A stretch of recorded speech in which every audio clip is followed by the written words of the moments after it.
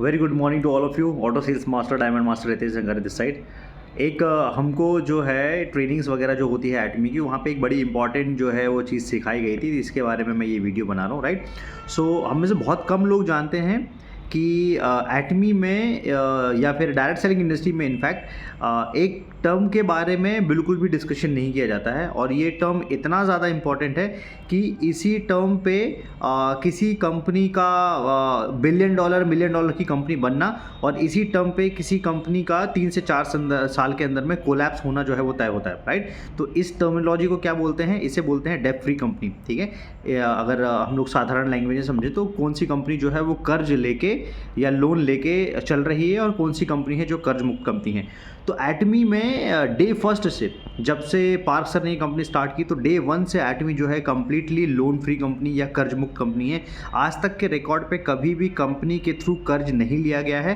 Company के कोई भी कैश रोटेशन को मेंटेन करने के लिए, कोई भी इन्वेंट्री को मेंटेन करने के लिए, उनका जो महीने का कैश फ्लो है उसको मेंटेन करने के लिए कभी भी ये नहीं लिया गया। इनफैक्ट किसी भी ब्रांच में कितनी भी जो है सिचुएशन ठीक ना भी हो, परिस्थितियाँ कितनी भी बेकार हो, किसी ब्रांच का बिजनेस कितना भी अच्छा या बुरा क्यों ना चल रहा हो, उस कंडीशन पे भी एटमी में जो है ये फिलॉसफी है कि एटमी को कंप्लीटली जो है वो डेब्ट फ्री रखने का प्लान किया गया। राइट, अब ये मैं जो है वो क्यों बता रहा हूँ? ठीक है, इंडियन डायरेक्ट सेलिंग इंडस्ट्री में, या फिर आप जो भी इंडिया में कंपनीज काम कर रही हैं या ग्लोबल कंपनीज काम कर रही हैं, अपने आप को कर्ज मुक्त कंपनी बोल के उसको अपने यूएसपी में शामिल करना, ये सिर्फ और सिर्फ एटमी ने किया, इसके अलावा किसी ने नहीं किया। ठीक है, इसके अलावा कोई भी कंपनी सामने आके ये नहीं बोलेगी कि वो कर्ज मुक्त कंपनी है या उसने कभी किसी से बैंक से लोन नहीं लिया है। ठीक है, अब एक जो है चीज़ बहुत सारे लोगों को समझ में नहीं आती। काफ़ी लोग इसको ऐसे बोल देते हैं कि यार कोई कंपनी लेट से 500 करोड़ रुपए से शुरू हुई है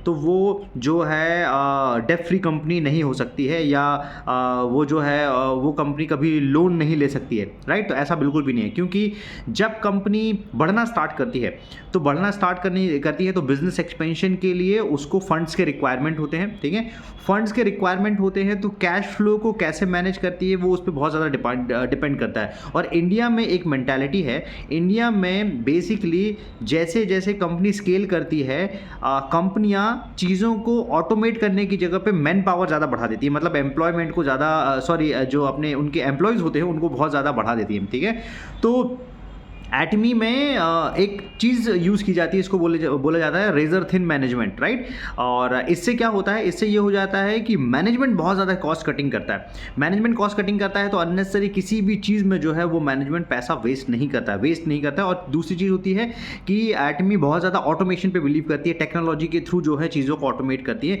इसके थ्रू भी जो है कंपनी डेब्ट फ्री कंपनी बनने में जो है वो ज़्यादा फ़ायदा मिलता है। इसके अलावा एक हमारे चीज़ में, हमारी कंपनी में एक चीज़ और मानी जाती है, हम यहाँ पे बोलते हैं विन विन पार्टनरशिप। इसका मतलब क्या होता है कि हमारे जो भी सप्लायर होते हैं, लेट्स से कंपनी ब्रश किसी सप्लायर से बना रही है, पेस्ट किसी सप्लायर से बना रही है, शैम्पू किसी सप्लायर से बना रही है, तो हमारे सारे सप्लायर का पैसा जो है विद इन 1 वीक के अंदर में क्लियर किया जाता है। ठीक है, और मेरे ख्याल से ऐसा ट्रैक रिकॉर्ड दुनिया में किसी दूसरी कंपनी का नहीं है, क्योंकि इंडिया में तो ये पूरा का पूरा सिस्टम क्रेडिट बेस्ड चलता है। ठीक है, 2-2, 3-3, 4-4 महीने का क्रेडिट सिस्टम होता है, 3-3, 4-4 महीने के क्रेडिट पे जो है वो चीज़ें चलाई जाती है। ये लेकिन कभी भी कोई आपको ओपन प्लेटफॉर्म पे आके नहीं बताएगा, क्योंकि ये मैनेजमेंट के पीछे की बात है। राइट, लेकिन यही चीज़ जो है, कोई अगर आपको कंपनी दिखती है ना कि वो 3 साल के अंदर में कोलैप्स हो गई, 4 साल के अंदर में कोलैप्स हो गई, बिकॉज ये जो अनहेल्दी बिजनेस हैबिट्स उन्होंने क्रिएट करके रखी है, उसके कारण से बड़ी बड़ी कंपनीज जो हैं वो इस तरीके से कोलैप्स हो जाती हैं। राइट, तो ये सारी चीज़ें एटमी में नहीं है। इस वीडियो को ना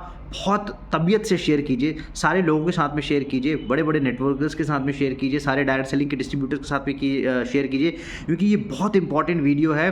और इस वीडियो के बारे में, या ये जो मैंने आज टॉपिक के बारे में डिस्कशन किया है, मेजॉरिटी ऑफ द डिस्ट्रीब्यूटर्स को इसके बारे में भनक तक नहीं है। ठीक है, अब आप चेक कीजिएगा कि आप जिस भी कंपनी में काम कर रहे हैं क्या वो डेब्ट फ्री कंपनी है या नहीं। ये बहुत ज़्यादा रिक्वायर्ड पॉइंट है, क्योंकि यू नेवर नो, कल जब उनको बिजनेस स्केल करना होगा तो वो बैंक से कोई एक कर्ज लेंगी, और वो कर्ज चुकाने के चक्कर में, उनके इंटरेस्ट देने के चक्कर में कंपनी कोलैप्स होने के चांसेस बढ़ जाते हैं। राइट, और ये मैं इतना तजुर्बे से और इतना कॉन्फिडेंटली क्यों बोल रहा हूँ? Because I am also running few companies. Right, और मुझे भी कहीं ना कहीं उन चीज़ों का रिक्वायरमेंट होता है, लेकिन मुझे मेरा बिजनेस उतने बड़े लेवल पे नहीं है जितने बड़े लेवल पे कोई डायरेक्ट सेलिंग कंपनी का हज़ारों करोड़ का या करोड़ों का टर्नओवर होता है। मैं बहुत छोटे स्केल पे उन चीज़ों को कर रहा हूँ, तो मुझे भी बैंक से कभी ना कभी रोटेशन लेके, टॉपअप लेके उन सारी चीज़ों को रोटेट करना पड़ता है। तो इंडिया में ये अगर आप एक लिस्ट सर्च करोगे तो आपको गूगल पे एक लिस्ट मिल जाएगी, वहाँ पे आपको पता चल जाएगा कि कौन सी कंपनी जो है वो डेट फ्री कंपनीज हैं या नहीं है, राइट। और इसका मैक्सिमम जो कंपनीज है ना, जो एफएमसीजी की बड़ी कंपनियां हैं, वो सिर्फ इस कैटेगरी में आती हैं, अदरवाइज मैक्सिमम कंपनीज जो है ना इस कैटेगरी में नहीं आती। बड़े बड़े कंपनीज जो है वो इस कैटेगरी में नहीं आती है, राइट। और डायरेक्ट सेलर्स के लिए ये बहुत ज़्यादा रिक्वायर्ड पॉइंट है। तो अब जब आप 5P के बारे में या 3P के बारे में कभी भी चर्चा करो, इस पॉइंट को जरूर ऐड कर लेना और इस पॉइंट को जरूर पूछना अपने कंपनी से, अपने मैनेजमेंट से, या आपकी जो भी इमीडिएट अपलाइन है उनसे ज़रूर पूछना कि क्या आपकी कंपनी एक कर्ज मुक्त कंपनी है या नहीं, राइट। तो इस वीडियो को बहुत ज़्यादा शेयर कीजिए अपने पूरे एसोसिएट्स के साथ में, सोशल मीडिया पे, व्हाट्सएप पे, अपने पूरे नेटवर्किंग की फैमिलीज के साथ में, right. So thank you so much all और wish you all the best.